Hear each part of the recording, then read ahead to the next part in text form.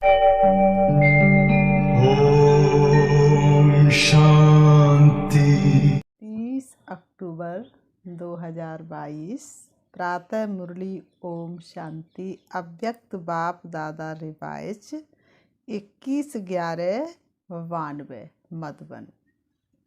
आज बाबा के अव्यक्त महावाक्य हैं। बाबा ने सुनाया, कर्मों की गुहा गति के ज्ञाता बनो। कर्मों की गुहा गति के ज्ञाता बनो। कर ले कर्म की तू पहचान, तेरे कर्म हो ऊंच महान। बीज तू बोले शुभ कर्मों के, कर्म की गति बलवान। तो कर्मों की गुहा गति के ज्ञाता बनो। आज सर्व खजानों के देने वाले बाप सर्व बच्चों के जमा का खाता देख रहे हैं। खजाने तो सर्व बच्चों को अखुट मिले हैं और सर्व को एक जैसा एक द्वारा सर्व खजाने मिले हैं। देते समय दाता न पूछे, नहीं किसी की जात और पात। देने वाले ने कभी किसी के लिए दो हाथ नहीं किए, एक जैसा दिया, लेकिन लेने वाले नंबरवार। एक खजाना नहीं लेकिन अनेक खजाने प्राप्त हुए हैं, फिर भी जमा का खाता हर एक का अलग अलग है। कोई ने सर्व खजाने अच्छी रीति जमा की है और कईयों ने यथाशक्ति जमा किया है, और जितना जमा किया है उतना ही चलन और चेहरे में वह रूहानी नशा दिखाई देता है। जमा करने का रूहानी फखुर अनुभव होता है। रूहानी फखुर की पहली निशानी यही है कि जितना फखुर है उतना बेफिक्र बादशाह की झलक उनके हर कर्म में दिखाई देती है, क्योंकि जहाँ रूहानी फखुर है वहाँ कोई फिक्र नहीं रह सकता। ये फखुर और फिक्र दोनों एक समय एक साथ नहीं रह सकते, जैसे रोशनी और अंधकार साथ नहीं रह सकते। जहाँ रोशनी होगी वहाँ अंधकार नहीं होगा, जहाँ अंधकार होगा वहाँ रोशनी नहीं होगी। बेफिक्र बादशाह की विशेषता, वह सदा प्रसन्न चित्त के बजाय प्रसन्न चित्त रहते हैं। हर कर्म में स्वयं के संबंध में व सर्व के संबंध में व प्रकृति के भी संबंध में किसी भी समय किसी भी बात में संकल्प मात्र भी क्वेश्चन मार्क नहीं होगा। चाहे कैसा भी पेपर होगा, चाहे प्रकृति की तरफ से, चाहे संबंध संपर्क की तरफ से, लेकिन वह कभी भी क्वेश्चन मार्क नहीं होंगे। ये ऐसा क्यों? ये क्या हो रहा है? ऐसा भी होता है क्या? प्रसन्न चित्त आत्मा के संकल्प में हर कर्म को करते देखते सुनते सोचते यही रहता है कि क्या रहता है? जो हो रहा है वह मेरे लिए अच्छा है। प्रसन्न चित्त आत्मा के मन में हमेशा क्या रहता है? जो हो रहा है वह मेरे लिए अच्छा हो रहा है और सदा अच्छा ही होना है। प्रश्नचित आत्मा क्या क्यों ऐसा वैसा इस उलझन में स्वयं को बेफिक्र से फिक्र में ले आती है, और बेफिक्र आत्मा बुराई को भी अच्छाई में परिवर्तन कर लेती है। बेफिक्र आत्मा बुराई में भी अच्छाई परिवर्तन कर लेती है, इसलिए वह सदा प्रसन्न रहती है। आजकल के साइंस के साधन से भी जो वेस्ट खराब माल होता है उसको परिवर्तन कर अच्छी चीज़ बना देते हैं। तो बाबा ने कहा, साइंस में इतनी ताकत है, जो बुरी खराब बिल्कुल चीज़ होती है उसको भी अच्छा बना देते हैं। तो प्रसन्न चित्त आत्मा साइलेंस की शक्ति से, चाहे बात बुरी हो, संबंध बुरे अनुभव होते हों, लेकिन वह बुराई को अच्छाई में परिवर्तन कर स्वयं में भी धारण करेंगी और दूसरों को भी अपनी शुभ भावना के श्रेष्ठ संकल्प से बुराई को बदल अच्छाई धारण करने की शक्ति देगी। कई बच्चे सोचते हैं, कहते हैं कि जब है ही बुरी व गलत बात तो गलत को गलत तो कहना ही पड़ेगा ना। कई बच्चे कहते हैं कि जब है ही गलत बात तो गलत को तो गलत कहना पड़ेगा ना। बाबा ने कहा बा गलत को गलत तो समझना ही पड़ेगा ना। लेकिन बाबा कहते गलत को गलत समझना ये समझने के हिसाब से समझा। वह राइट और रॉन्ग समझना जानना अलग बात है, लेकिन नॉलेजफुल रूप से जानने वाले समझने के बाद स्वयं में किसी भी आत्मा की बुराई को बुराई के रूप में अपनी बुद्धि में धारण नहीं करेंगे। तो समझना अलग चीज़ है, समझने तक राइट है, लेकिन स्वयं में व अपने चित्त में, अपनी बुद्धि में, अपनी वृत्ति में, अपनी वाणी में दूसरे की बुराई को बुराई के रूप में धारण नहीं करना है। दूसरे की बुराई को बुराई के रूप में धारण नहीं करना है, समाना नहीं है। तो समझना और धारण करना इसमें अंतर है। समझना दूसरी बात है और उसकी बुराई को स्वयं में धारण करना, वर्णन करना वह दूसरी बात है। अपने को बचाने के लिए ये कह देते हैं कि ये है ही रॉन्ग, रॉन्ग को तो रॉन्ग कहना पड़ेगा ना। अपने को बचाने के लिए क्या कहते हैं, है ही गलत, गलत को तो गलत कहना पड़ेगा ना। लेकिन समझदार का काम क्या होता है? समझदार अगर समझता है कि ये बुरी चीज़ है तो क्या बुरी समझते हुए अपने पास जमा करेगा? अपने पास अच्छी रीति संभाल कर रखेगा, छोड़ देगा ना। या जमा करना ही समझदारी है? बुरी चीज़ को अपने पास जमा करना ही समझदारी है? ये समझदारी है। और सोचो, अगर बुरी बात व बुरी चलन को स्वयं में धारण कर लिया तो क्या आपकी बुद्धि, वृत्ति, वाणी सदा संपूर्ण स्वच्छ मानी जाएगी? बाबा ने कहा जरा भी कोई डिफेक्ट व दाग रह जाता है, किचड़ा रह जाता है, तो डिफेक्ट वाला कभी परफेक्ट नहीं कहला सकता। डिफेक्ट वाला कभी परफेक्ट नहीं कहलाया जा सकता, प्रसन्नचित्त नहीं रह सकता। अगर कोई की बुराई चित्त पर है, अगर कोई की बुराई तुम्हारे चित्त पर है तो उसका चित्त सदा प्रसन्न चित्त नहीं रह सकता। और चित्त पर धारण की हुई बातें वाणी में जरूर आएंगी। चित्त पर धारण की हुई बातें वाणी पर नाये हो नहीं सकता। चाहे एक के आगे वर्णन करे, चाहे अनेक के आगे वर्णन करे, लेकिन कर्मों की गति का गुहा रहस्य सदा सामने रखो। किसी की बुरी बात को चाहे एक के सामने वर्णन किया, चाहे अनेकों के सामने, लेकिन कर्मों की गुहा गति को सामने रखो। आज मैं जिसकी बुराई कर रही हूँ कल वो मेरी जरूर करेगा। अगर किसी की भी बुराई व गलत बात चित्त पर रखने के साथ वर्णन करते हो तो ये व्यर्थ वर्णन ऐसा ही है जैसे कोई गुम्बज में आवाज़ करता तो वह अपना ही आवाज़ और ही बड़े रूप में बदल अपने ही पास आता है। इसलिए बुराई कर बुरा होगा, भलाई कर भला होगा, कोई देखे ना देखे खुदा तो देखता होगा। गुम्बज में आवाज़ करके देखा है तो अगर किसी की बुराई करने के गलत को गलत फैलाने के संस्कार हैं, जिसको आप लोग आदत कहते हो, तो आज आप किसकी गिलानी करते हो और अपने को बड़ा समझदार, गलती से दूर समझकर वर्णन करते हो। लेकिन ये पक्का नियम है अथवा कर्मों की फिलॉसफी है कि आज आपने किसकी गिलानी की और कल आपकी कोई दुगनी गिलानी करेगा। आज आपने किसी की गिलानी की और कल वह आपकी दुगनी गिलानी करेगा, क्योंकि ये गलत बातें इतनी फास्ट गति से फैलती हैं जैसे कोई बीमारी के जीवाणु बहुत जल्दी फैलते हैं। इसलिए ये गलत बातें भी इतनी जल्दी फैलती हैं। और फैलते हुए कीटाणु जिसकी गिलानी की वहाँ तक पहुँचते जरूर हैं। वाइब्रेशन इतना बड़ा काम करते हैं।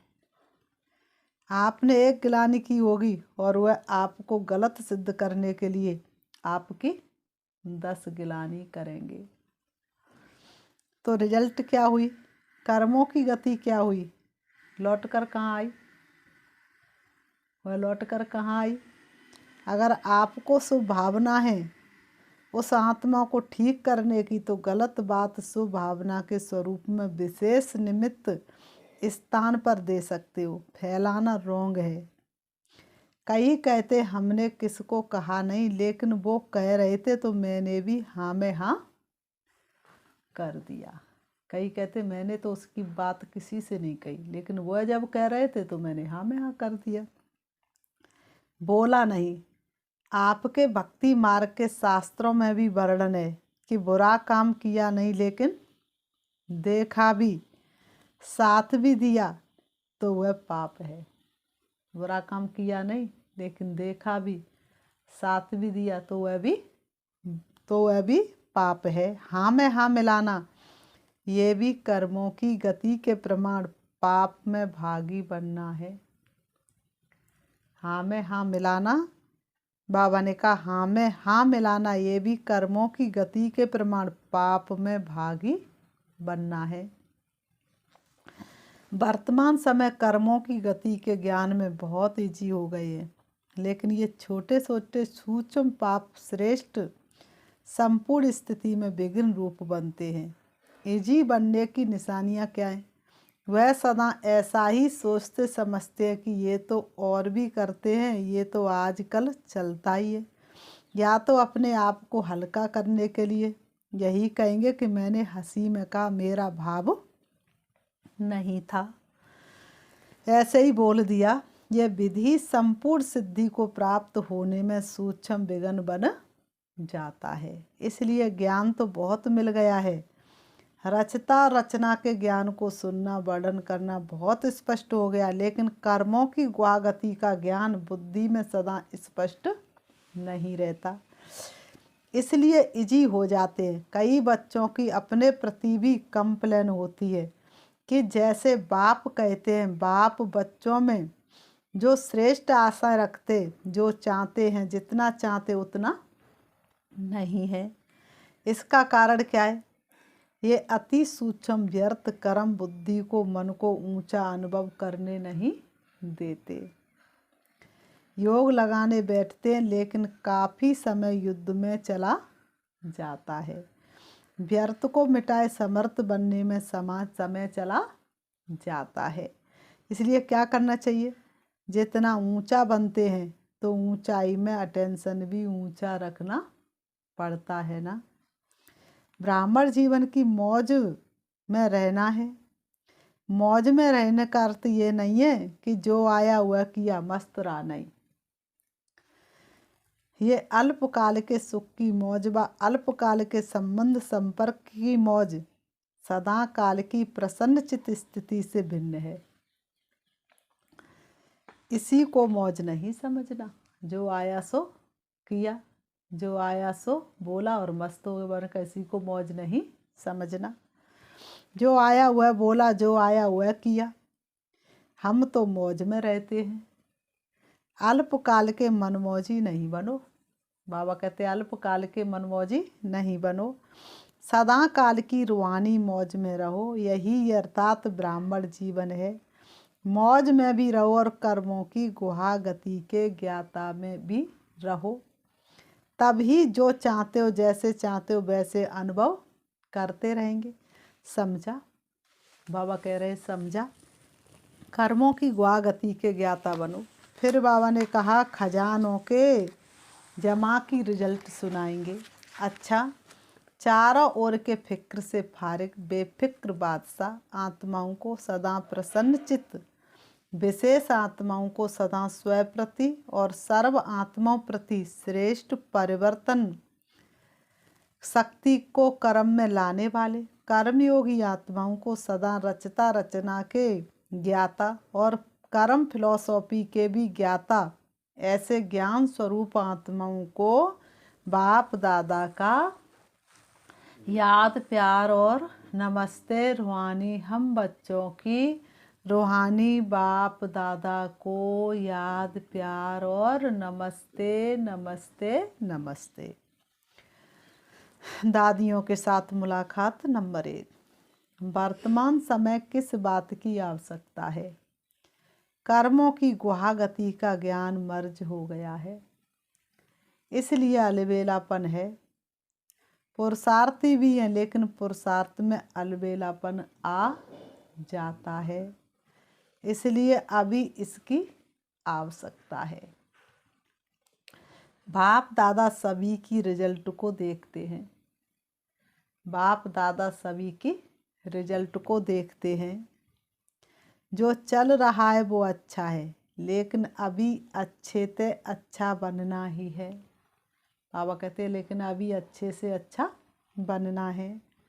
बिजी रहना पड़ता है ना, ज़्यादा समय बिजी किस में रहना पड़ता है, किस बात में ज़्यादा समय देना पड़ता है। चाहे आप लोगों की अपनी स्थिति न्यारी और प्यारी है, लेकिन समय तो देना पड़ता है ना। तो यही समय पावरफुल शक्तिशाली लाइट हाउस माइट हाउस बन वाइब्रेशन फैलाने में जाए तो क्या हो जाएगा। संगठित रूप में यही वातावरण हो, बाबा कह रहे संगठित रूप में यही वातावरण हो और कोई बात ही नहीं हो तो क्या वाइब्रेशन विश्व में व प्रकृति तक पहुँचेगा।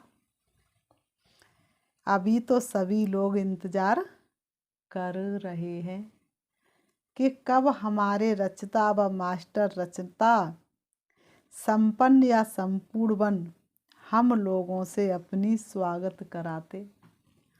प्रकृति भी तो स्वागत करेगी ना, प्रकृति भी तो स्वागत करेगी ना।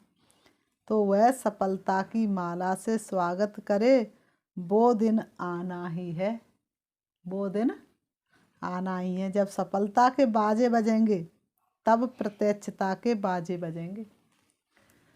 बाबा कहते जब सफलता के बाजे बजेंगे तब प्रत्यक्षता के बाजे बजेंगे। बजने तो है ही ना, बजने तो है ही ना। अच्छा, दादी चंद्रमणि जी सेवा पर जाने की छुट्टी ले रही हैं। दादी चंद्रमणि जी सेवा पर जाने की छुट्टी ले रही हैं। ऑलराउंडर बनना ही श्रेष्ठ सेवा है। अच्छा है चक्कर लगाते रहो, चक्कर लगाने का पाठ बच्चों का ही है। बाप तो अव्यक्त रूप में लगा सकते हैं, साकार रूप में भी चक्कर लगाने का पाठ बाप का नहीं रहा। साकार रूप में भी चक्कर लगाने का पाठ बाप का नहीं रहा, बच्चों का ही तो था। अच्छा, अव्यक्त बाप दादा की पर्सनल मुलाकात विजयी माला में आने के लिए तीव्र पुरुषार्थी बनो। अव्यक्त बाप दादा की पर्सनल मुलाकात विजयी माला में आने के लिए तीव्र पुरुषार्थी बनो। सदा तीव्र पुरुषार्थी आत्माएं हैं, ऐसे अनुभव करते हो। सदा तीव्र पुरुषार्थी आत्माएं, बाबा कह रहे ऐसे अनुभव करते हो। जब ब्राह्मण बने तो पुरुषार्थी तो है ही, तीव्र पुरुषार्थी है, वह सिर्फ पुरुषार्थी है। सुनने और सुनाने वाले को पुरुषार्थी कहेंगे या तीव्र पुरुषार्थी कहेंगे? सुनना और सुनाना, उसके बाद क्या होता है? तीव्र पुरुषार्थी किसको कहेंगे? सुनने वाले को या बनने वाले को? जो माला का 16,108वां नंबर है, वह भी सुनता और सुनाता तो है ही, नहीं तो माला में कैसे आएगा। लेकिन 1 से 8 की माला में कौन आएंगे? बाबा कहते लेकिन 1 से 8 की माला में कौन आएंगे? 1 से 8 की माला का नाम है ही विजयी माला। 1600 वाली माला का नाम विजयी माला नहीं है। तो सुनना और सुनाना ये मेजॉरिटी करते हैं, लेकिन सुना और बना, इसको कहा जाता है तीव्र पुरुषार्थी। तीव्र पुरुषार्थी 160 और पुरुषार्थी 16,160 हैं। तो अपने आप को चेक करो कि तीव्र पुरुषार्थी है या पुरुषार्थी है। जो है जैसा है वह मेजॉरिटी अपने आप को जान सकते हैं। कोई थोड़े ऐसे हैं जो अपने को नहीं भी जानते हैं, रॉन्ग को राइट समझकर भी चलते जाते हैं। मेजॉरिटी अपने मन में अपने आप को सत्य जानते हैं कि मैं कौन हूँ, इसलिए सदा अपने को देखो। बाबा कहते इसलिए सदा अपने को देखो, दूसरों को नहीं देखो। अपने पुरुषार्थ को चेक करो और तीव्र पुरुषार्थी में चेंज करो, नहीं तो फाइनल समय आने में चेंज नहीं कर सकेंगे। उस समय पढ़ाई का समय समाप्त होने पर इम्तिहान के समय पढ़ाई का चांस नहीं मिलता। पेपर शुरू हो जाए फिर कोई पढ़े तो ये हो सकता है क्या? अगर कोई स्टूडेंट समझे एक प्रश्न का उत्तर नहीं आता, किताब से पढ़कर उत्तर दे दे तो राइट होगा या रॉन्ग होगा? तो उस समय अपने को चेंज नहीं कर सकेंगे। जो है जैसा है वैसे ही प्रारब्धि प्राप्त कर लेंगे। लेकिन अभी चांस है, अभी टू लेट का बोर्ड नहीं लगाए। लेकिन ये टू लेट का बोर्ड लगने से पहले की मूल्य, लेकिन टू लेट का बोर्ड आज तो लग चुका। लेट का लगाए, लेट हो गए लेकिन टू लेट नहीं, इसलिए फिर भी मार्जिन है। कई स्टूडेंट 6 मास में भी पास विद ऑनर हो जाते हैं अगर सही पुरुषार्थ करते हैं तो। लेकिन समय समाप्त होने के बाद कुछ नहीं कर सकते। लेकिन समय समाप्त होने के बाद कुछ भी नहीं कर सकते। बाप भी रहम करना चाहे तो भी नहीं कर सकते। चलो ये अच्छा है, इसको मार्क्स दे दे, ये बाप कर सकता है। इसलिए अभी से चेक करो और चेंज करो। ये काम बाप कर नहीं सकता, इसलिए अभी से चेक करो और चेंज करो। अलबेलापन छोड़ दो, ठीक है चल रहे हैं पहुंच जाएंगे, ये अलबेलापन है। अलबेले को इस समय तो मौज लगती है। जो अलबेला होता है उसे कोई फिक्र नहीं होता है, वह आराम को ही सब कुछ समझता है। जो अलबेला होता है वह आराम को ही सब कुछ समझता है। तो अलबेलापन नहीं रखना, सदा अलर्ट पांडव सेना होना। सेना अलबेली रहती है या अलर्ट रहती है? सेना अलबेली हो जाए तो राजा को जिता पाएगी? तो बाबा ने कहा अलबेली रहती है अलर्ट रहती है।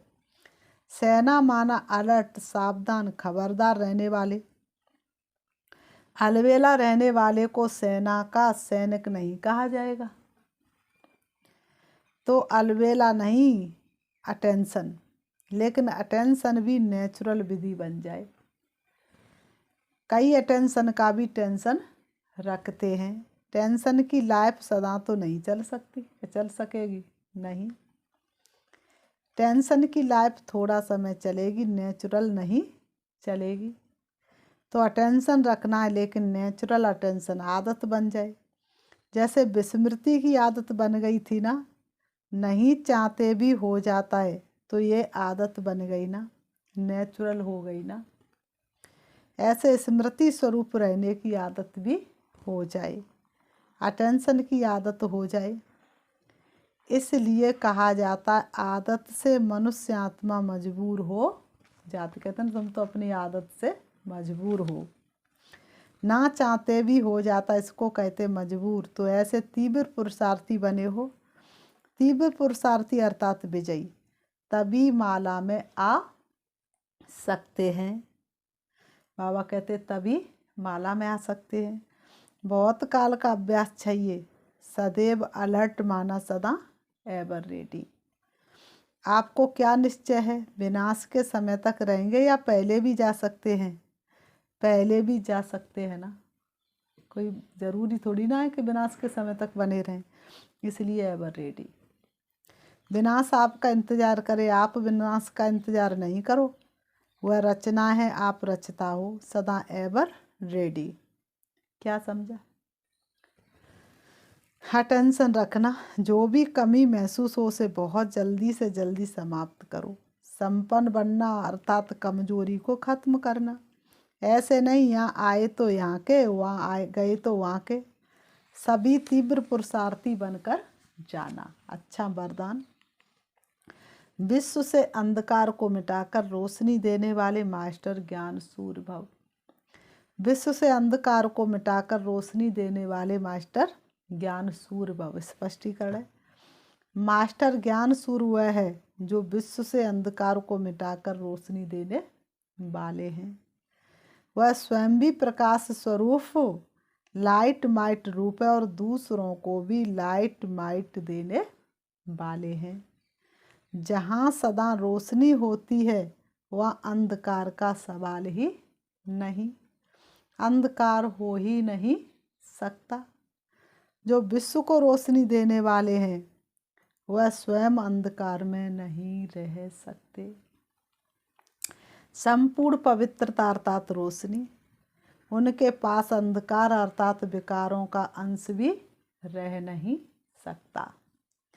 स्लोगन, स्वभाव संस्कार संबंध संपर्क में लाइट रहना ही मिलनसार बनना है।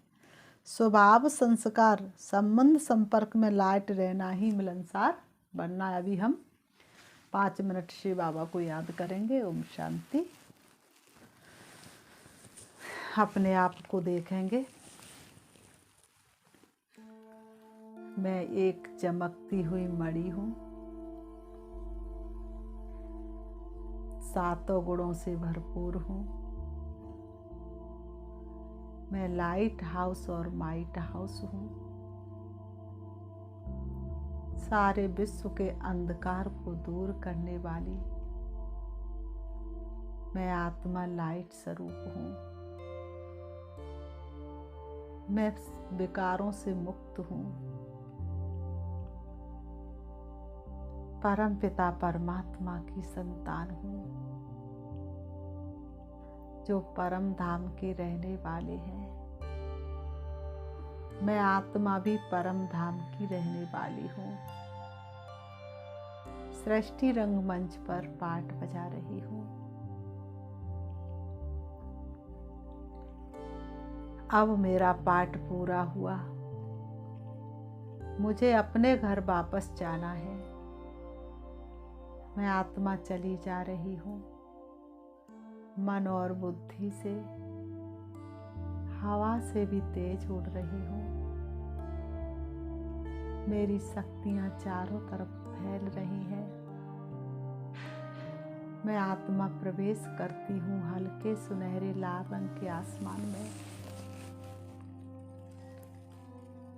संपूर्ण ब्रह्मांड में परमात्म शक्तियों से प्रकाश ही प्रकाश है।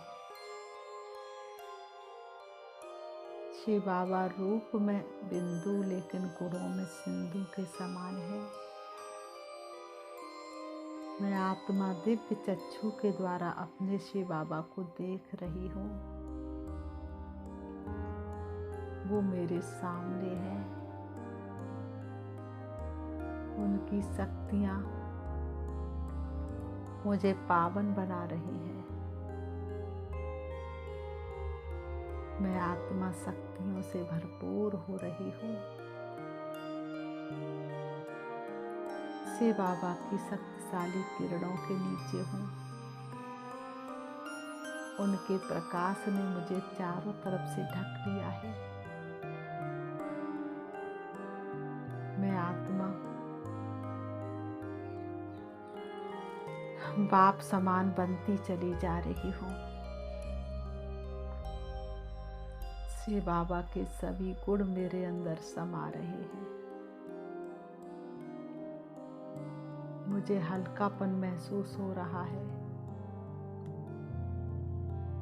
सारे विश्व को लाइट और माइट देने के लिए मैं आत्मा अब परम धाम से नीचे, सूक्ष्म वतन से भी नीचे, तारागढ़ से भी नीचे चंद्रमा से भी नीचे आ रही हूँ। आ जाती हूँ सृष्टि रंगमंच पर, आकर के दोनों ब्रह्म के बीच भ्रकुटी में विराजमान हो जाती हूँ। ओम शांति।